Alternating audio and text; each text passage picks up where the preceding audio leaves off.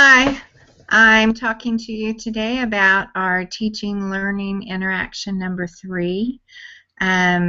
Week 6, we talked about family life education principles and practices, and the purpose of our program evaluation to give us honest feedback of our presentation to help us make it stronger, to give us vital information about what works and what doesn't, to show us what we need to tweak, to justify funding for any future funding needs we might have.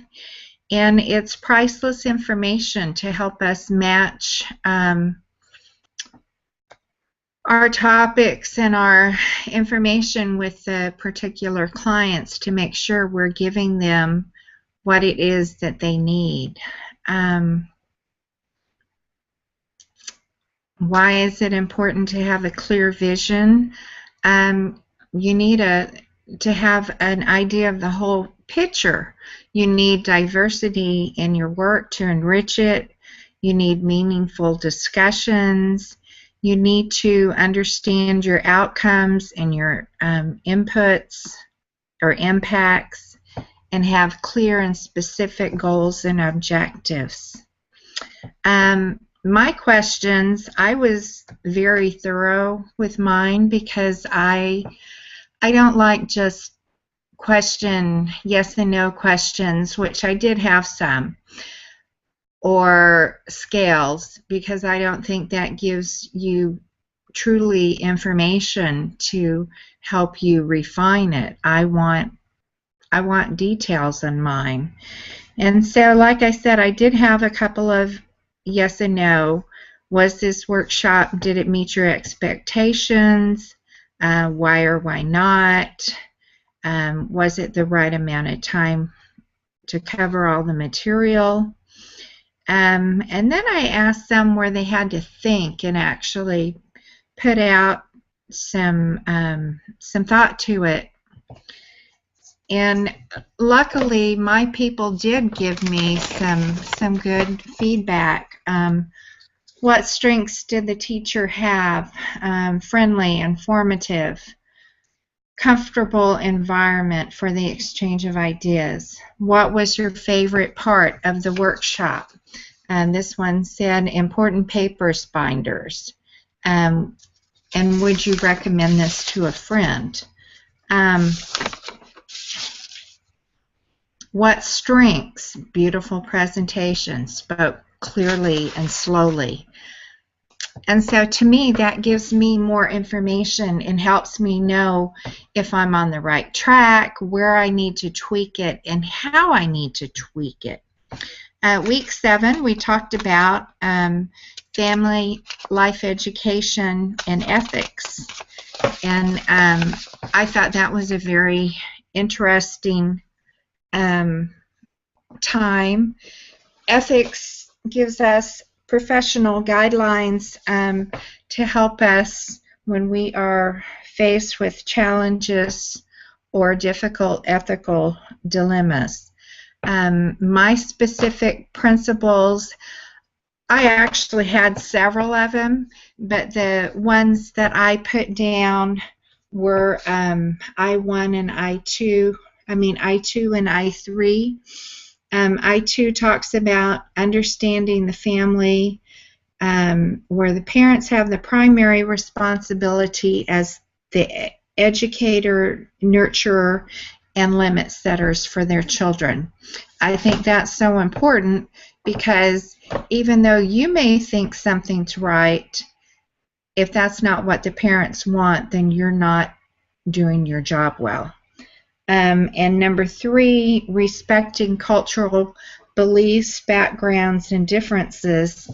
And one thing that Kelly actually pointed out when we were doing a case study was just because their perspective of life is different than ours, it doesn't make it right or wrong. It just makes it different.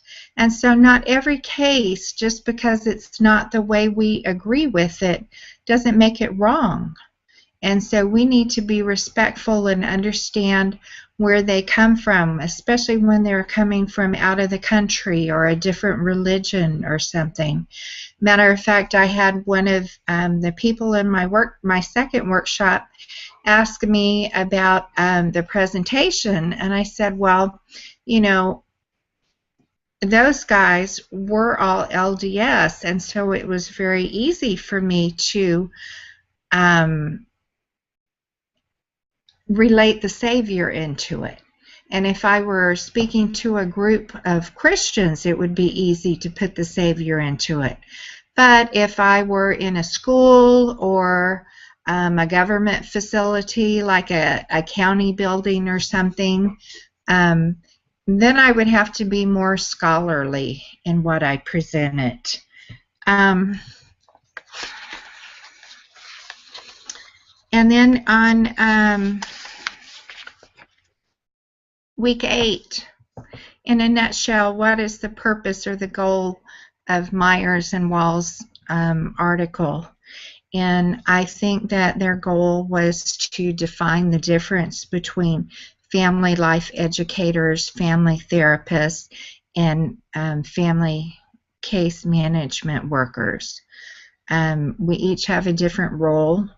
We can work together if everyone is willing, and we do need to understand we do the preventative and they do the intervention where there's already a problem, so they have to go into the counseling and stuff, where we're teaching skills and knowledge to help them improve their life and to avoid these problem areas so that they don't have to go into intervention later on. So the role and the responsibility in working with the family is education, prevention, and skills. And I think, let's see, why is it so important not to slide into the role of a counselor or a therapist? We focus on the present and the future. We teach the skills and the knowledge of prevention where the others intervene. And we stay away from the high-risk areas where they have to deal with things such as medical attention, prescriptions, and other things that we are not equipped or licensed to deal with. And that was, I guess that was it. So anyway, it was actually a great 3 weeks of information, and I hope you enjoyed it. Thanks.